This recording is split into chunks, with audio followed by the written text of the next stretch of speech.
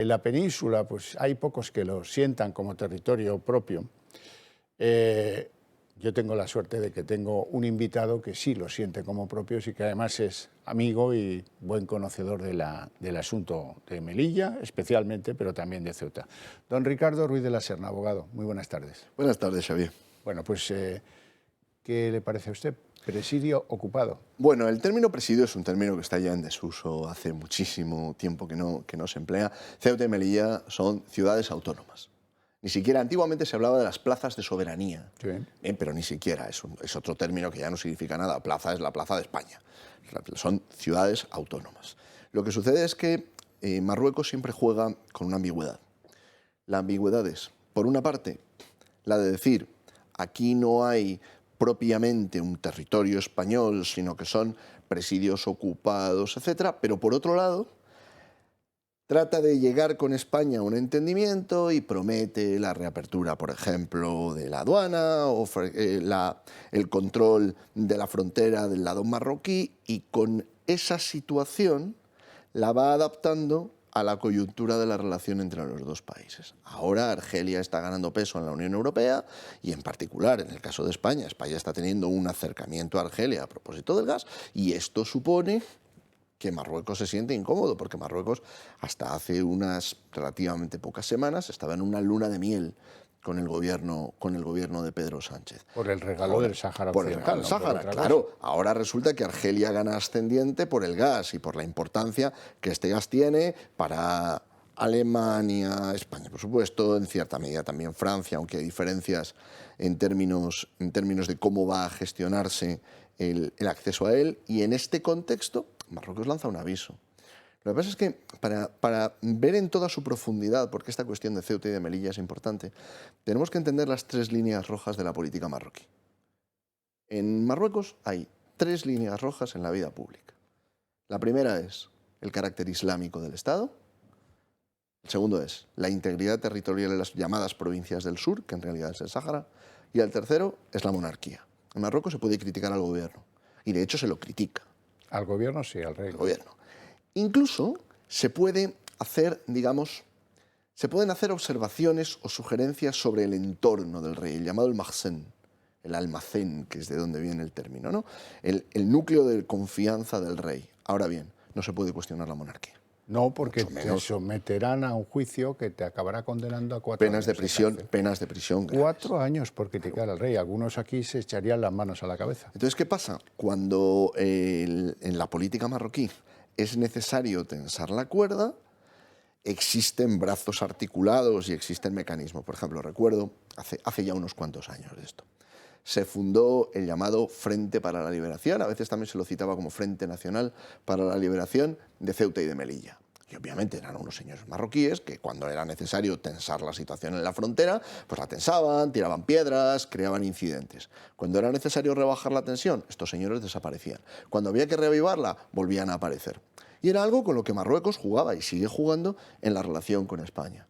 Claro, no es lo mismo cuando hay un gobierno en Madrid, cuando hay un gobierno fuerte, que es capaz de aguantar los pulsos y que es capaz también de afirmar el interés nacional, que cuando en Rabat ven que hay un gobierno débil. Y cuando en Rabat ven que hay un gobierno débil, Marruecos toma ventaja. Es un error subestimar a Marruecos y es un error subestimar a la diplomacia marroquí. Marruecos hace esta afirmación en un contexto en el que podría interpretarse que práctica del Estado marroquí es reconocer que hay una frontera. Entonces, en el documento que se presenta en una instancia internacional, Marruecos no reconoce que haya frontera. Y después nos podemos encontrar con declaraciones, con notas, con cierta ambigüedad. Pero en ambos casos es algo calculado. Vamos a ver, la ofensa, ¿quién la hace la ofensa? Esto de presidio ocupado para referirse a Melilla, que es un territorio absolutamente democrático, absolutamente abierto, no comparable con ninguna de las provincias marroquíes, ni con las del sur ni con las del norte.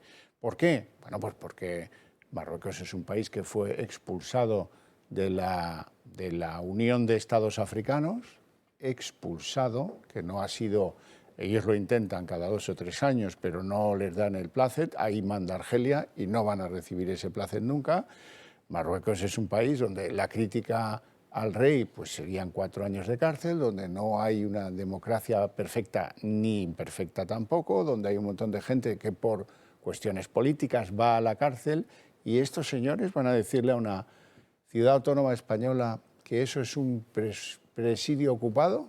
Vamos. Es más, no solo se lo dicen a una, en realidad se lo dicen a dos, porque la situación de Ceuta y la situación de Melilla, a pesar de que entre sí hay una distancia geográfica, la situación jurídica es la de dos ciudades autónomas. Luego hay que tener en cuenta otro detalle, Xavier, y no es un detalle menor.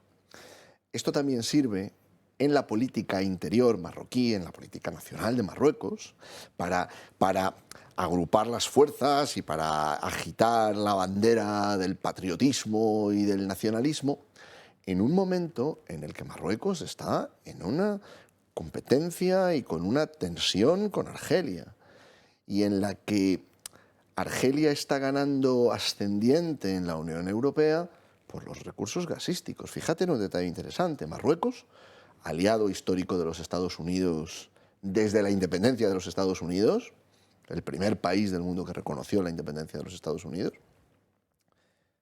se ha acercado a Rusia. Ha alcanzado un acuerdo para trabajar juntos en prospecciones, porque al final Marruecos envía señales. Y la diplomacia marroquí, no me canso de decirlo y cada vez que tengo la oportunidad también en este programa lo digo, porque desgraciadamente a veces se tiende a subestimar a Marruecos. Marruecos es un país al que hay que tomar muy en serio, muy en serio. Y así como los marroquíes, el gobierno marroquí quiero decir, obviamente no me refiero al pueblo, un pueblo es diferente de los gobiernos. Cuando el gobierno marroquí se lo propone, el control del territorio que tiene el gobierno marroquí no lo tiene la mayor parte de los estados, por lo pronto la mayor parte de los estados de la región. El poder que tiene el ejército marroquí, el control del territorio, el control en materia de tráfico de seres humanos, de terrorismo, de contrabando, es total. Cuando el gobierno se lo propone, el gobierno controla el territorio. Ahora bien, cuando también se lo propone, relaja el control y te crea una crisis. Y te crea una crisis humanitaria y te crea una crisis como la que se dio en la frontera, de Ceuta con los menores, y hay que entender, no quiero decir con esto que hay que justificar, por Dios, pero hay que entender que Marruecos siempre va a mantener esta ambigüedad, siempre, y según le convenga, va a decir que en realidad es posible entenderse con España, que España y Marruecos son socios, y es verdad que tiene que haber un entendimiento, y cuando le convenga dirá que la relación con España es una relación enormemente problemática, que son presidios ocupados, que Marruecos jamás va a renunciar a la reivindicación de los territorios de Ceuta y de Melilla, no solo de Ceuta y de Melilla, Ceuta, Melilla, el de Perejil, el Peñón de Alucema, Vélez, etcétera, ¿no? Porque al final eso también sirve en el interior de la política marroquí. Sí, sí, eso queda claro. Ahora bien, el problema visto desde España, ahí es donde está el verdadero problema. La debilidad. Si vale la frase de Churchill sobre Chamberlain, de tendréis deshonor y perderéis, o no vale. Sí, sí vale. A ver, es un error pensar que apaciguar a Marruecos relaja o aminora las reivindicaciones marroquíes.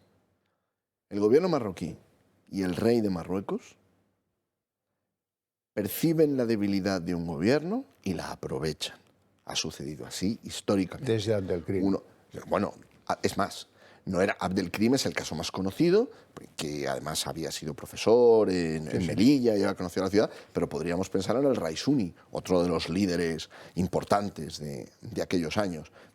Abdelkrim era más político, el Raisuni no lo era tanto, pero los dos veían que cuando había la posibilidad de aprovechar la debilidad del poder español en el norte, lo aprovechaban.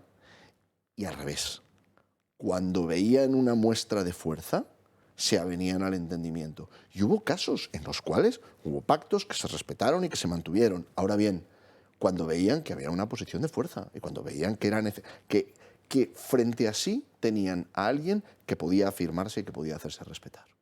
Y se dieron casos, y hubo casos de cabilas que se hicieron amigas de España y que se mantuvieron leales a España cuando vieron que España era capaz de afirmarse, cuando vieron que España era capaz de resistir. Antes hablabas de Abdelkrim. Déjame que cuente una historia que creo que ejemplifica esto bien.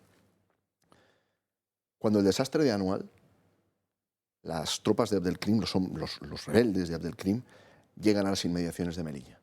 Y hay apenas unos días, unas horas, que entre Melilla y los hombres de Abdelkrim hay unos pocos cabileños leales a España. La famosa cabila del llamado Gato, que después fue recompensado con una casa. ¿Por qué resiste Gato?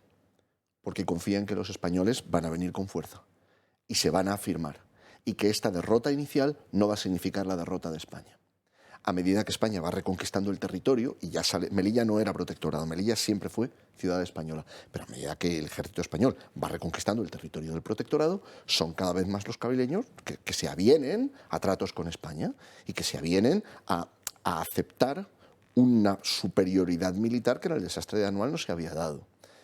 ¿Cuándo se produce la traición que conduce al desastre de Anual? Cuando ven debilidad, cuando ven una falta de planificación en algunos aspectos, cuando ven corrupción, cuando ven que España no va a poder afirmarse en el territorio. Ahí es cuando aprovechan la debilidad y ahí es cuando está ya la sublevación generalizada del protectorado. Buen apunte para entender lo que pueda pasarnos en el futuro. Don Ricardo Ruiz de la Serna, muchas gracias por sus opiniones, por sus explicaciones. Ha sido pues, un gusto tenerle en el programa. Muchas gracias, Xavi.